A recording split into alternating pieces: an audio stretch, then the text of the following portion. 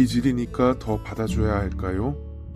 계속 받아주면 버릇이 나빠지지 않을까요? 까다로운 기질의 아이를 키우는 부모는 이 두 가지 사이에서 자주 흔들립니다. 계획이 조금만 바뀌어도 크게 화를 내고, 외출할 시간이 되면 싫다고 버티고, 한 번 마음이 상하면 좀처럼 풀리지 않기 때문입니다. 하지만 꼭 기억해야 할 것이 있습니다. 아이가 크게 반응한다고 해서 부모의 기준이 틀린 것은 아닙니다. 까다로운 기질을 이해한다는 것은 아이의 모든 행동을 허용한다는 뜻이 아닙니다. 아이의 기질은 존중하면서도 자기 반응을 다루는 법은 가르쳐야 합니다. 오늘은 이를 위해 부모가 기억해야 할 4가지 기준을 말씀드리겠습니다. 작은 가르침 하나. 준비해 대신 지금 할 한 가지를 말하세요. 까다로운 기질의 아이는 해야 할 일이 크고 막연하게 느껴질수록 시작하기도 전에 거부부터 할 수 있습니다. 외출할 시간이 되었는데 아이가 버티면 부모는 설명을 더하거나 해야 할 일을 미루기 쉽습니다. 왜 나가야 하는지 다시 설명해 줄게. 조금만 더 놀고 나갈까? 하지만 이때 필요한 것은 더 긴 설득이 아니라 지금 시작할 행동을 작게 보여주는 것입니다.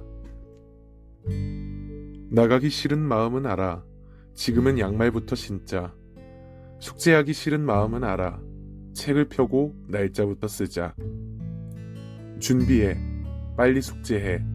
이렇게 크게 말하기보다 아이가 바로 시작할 수 있는 한 가지 행동으로 바꿔주세요.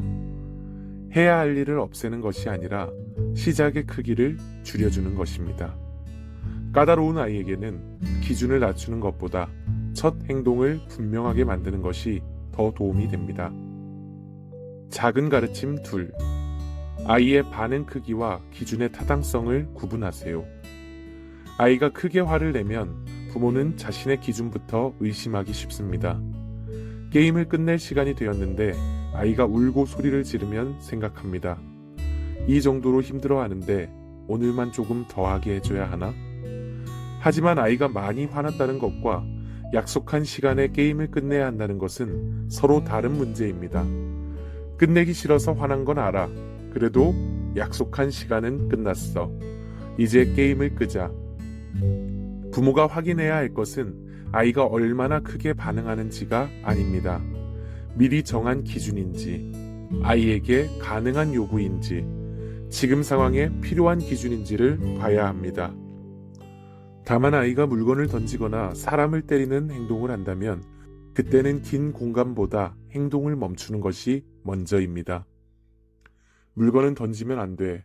지금 멈춰. 기질은 아이를 이해하기 위한 단서이지 잘못된 행동을 허용하는 예외가 아닙니다. 아이의 감정은 충분히 들을 수 있습니다.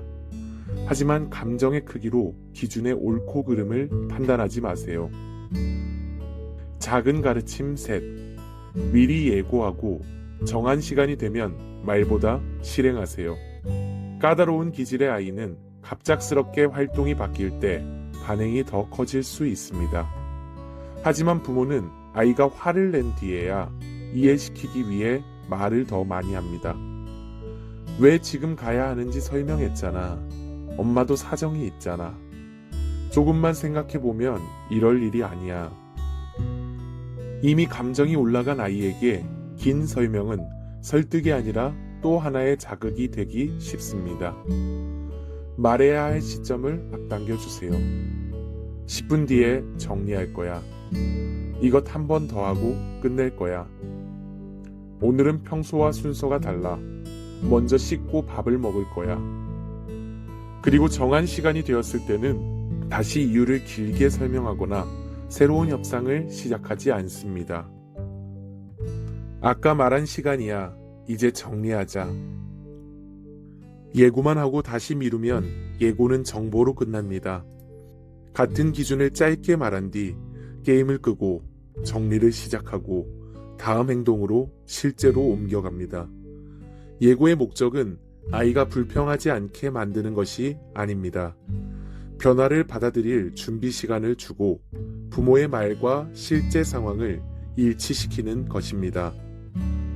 말해야 할 시점은 앞당기고 정한 시간이 되면 말보다 실행으로 이어주세요. 작은 가르침 넷. 폭발한 순간이 아니라 평온할 때 유연성을 연습하세요. 아이가 이미 울고 소리를 지르는 순간에는 새로운 능력을 배우기 어렵습니다. 그때는 상황을 안전하게 정리하는 것이 먼저입니다. 유연성은 아이가 평온할 때 작은 크기로 연습해야 합니다.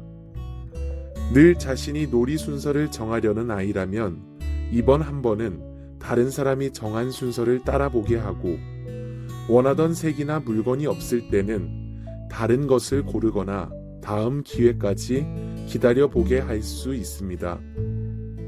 평소와 다른 순서로 움직여야 할 때도 작은 변화부터 경험하게 합니다.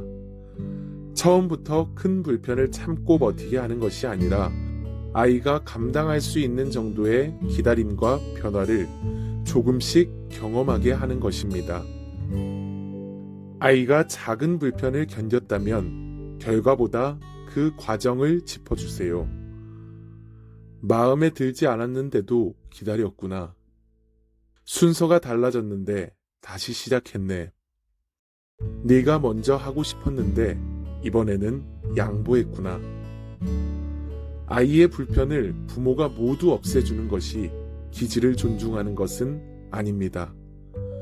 아이의 속도에 맞게 불편을 다루는 힘을 길러주는 것 역시 아이의 기질을 존중하는 방법입니다. 까다로운 기질의 아이에게 필요한 것은 더 많은 허용도, 더 강한 통제도 아닙니다. 시작할 행동은 작고 분명하게 말하고 반응의 크기와 기준의 타당성을 구분하고 변화는 미리 알려준 뒤 실행으로 이어가고 유연성은 평온할 때 작은 크기로 연습시키는 것입니다. 아이의 기질은 없애야 할 결함이 아닙니다. 하지만 기질 때문에 나타나는 모든 행동까지 허용해야 하는 것도 아닙니다. 마음은 이해하되 행동은 가르치고 아이가 자기 반응을 다룰 힘을 키워주는 것. 그것이 까다로운 기질의 아이를 존중하면서도 제대로 가르치는 방법입니다. 어진 가르침 상담소는 아이와 부딪히는 순간 부모의 다음 말과 기준을 함께 정리합니다.